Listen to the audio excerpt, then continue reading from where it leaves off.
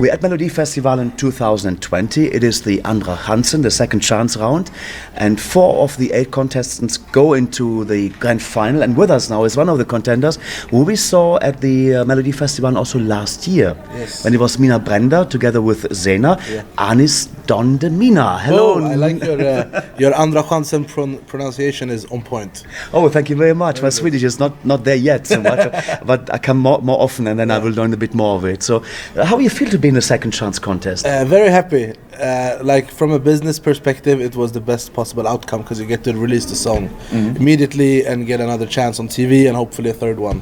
So like exposure. It would be nice to go straight to the finals, but there was a lot of good people in in the first competition. So I'm very happy. And Eskilstuna is a very nice city, and the vibe is nice. And I'm just happy to be here and ready to have a lot of fun.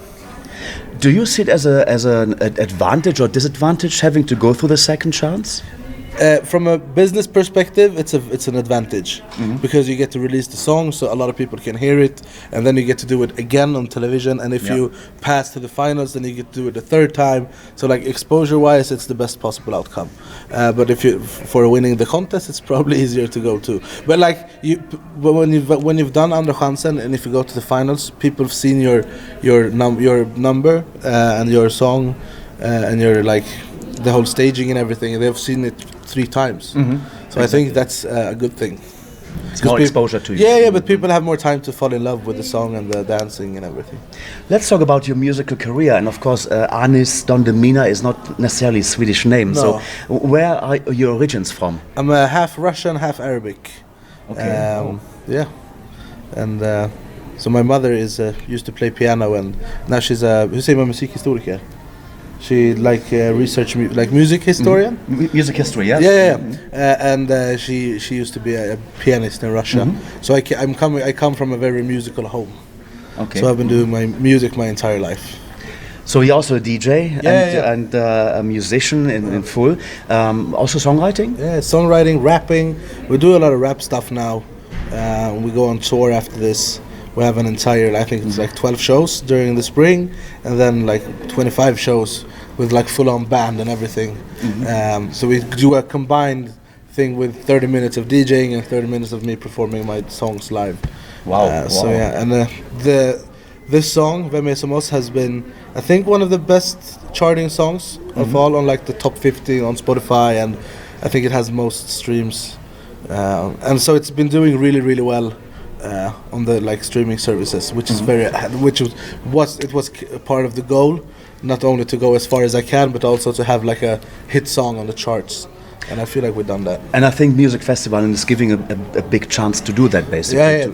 To promote your music as much as possible. It's also like a chance for me to because we're stepping away a little bit from the EDM DJ thing and going like all the songs we've released since last year has been like rap songs, pop rap songs. So. It's a way for me to like show my skills as a live artist and more than just a DJ and a YouTuber. What created the interest for you to become a musician in the first place? My mother. She taught me playing piano as a kid, and then I started rapping as a kid. You know Panetos? Yes.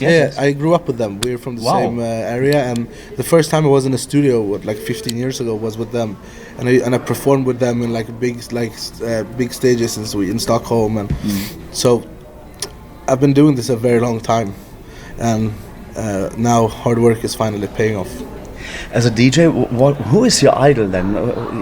When you started to become one, or before that, say I want to be like that DJ. Afrojack, you know Afrojack. He's from Holland. Yep. I loved Afrojack when I started DJing, and also Diplo. Diplo is very, very good, and it's like it changes all the time. The DJ thing is it's not dead, but it's not the same as it used to be 5 years ago when we had like Avicii, Swedish House Mafia, and all these big names, and it was like all the charting songs was EDM. Especially in Sweden now, hip hop is everywhere. So and me coming from being a rapper from the beginning, it's so fun to come back to that and do that because that's where I started, and to be able to do it on the stage like this is just so much fun. You're not only rapping and you're not only DJing, you also play saxophone. I heard you before on I think Shuffla it was, yes. How did that come up? I'm friends with them. They're very nice people, and we're on the same record label. And this was 2 years ago, and I had just signed to Warner.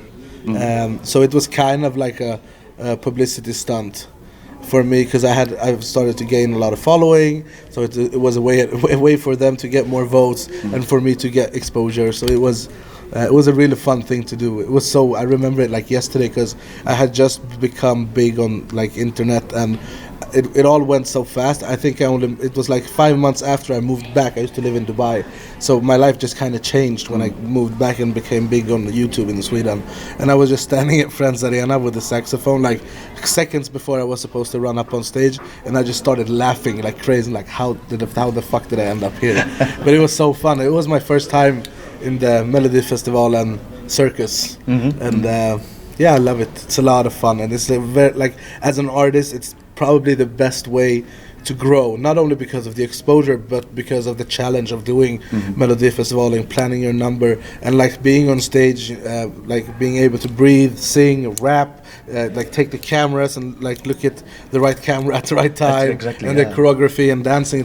It's a challenge, and I think that's how you grow as an artist and person. Now you've come from the rehearsal, from the stage in the arena in Eskilstuna. So how did it all go? Are you ready for the show tonight? Yeah, definitely. I was ready yesterday. Like we've been practicing and practice makes perfect. And we did it so many times in Luleå.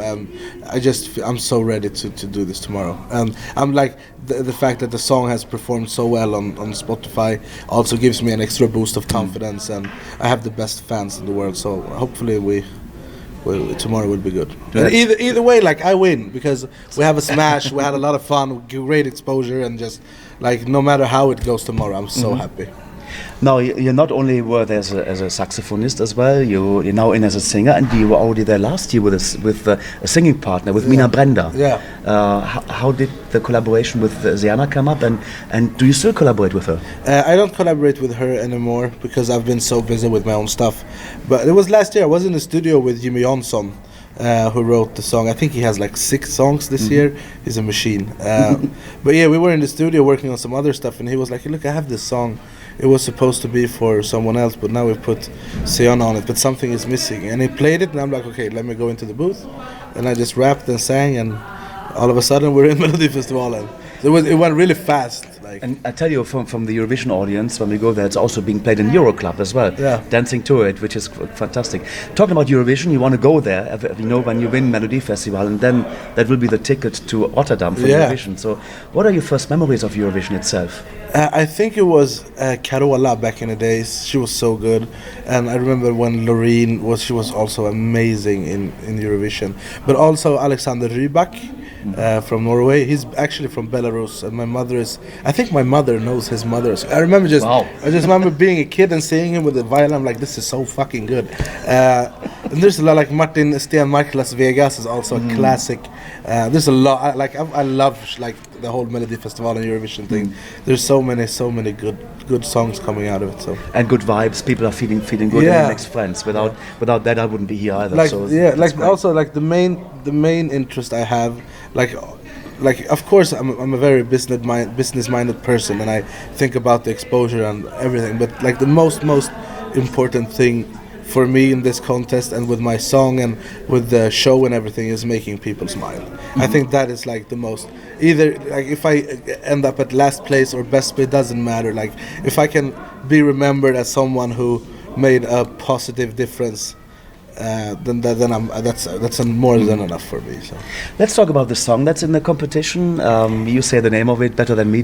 Som oss. And what does it mean? Can you translate it for us? Som oss, like som oss in a like direct translation is who's like us, and in Sweden it's like a thing. It's a thing I've said a million times. I have a very big one of the biggest Swedish speaking YouTube channels, so I say it a lot, like vem är som dig, vem är som oss. It's like who's like you, who's like us. It's like a positive thing. Like if you do something cool and I say who is like you.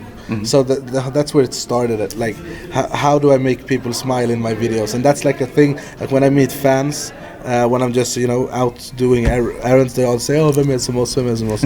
Like even before. So it was a very natural thing to incorporate in the song, and it's really catchy too, so it's good. Super. Anis, I thank you so much for taking the time to chat with us. What's coming up in the future for you after Melodifestivalen? A lot more music. We have so many good.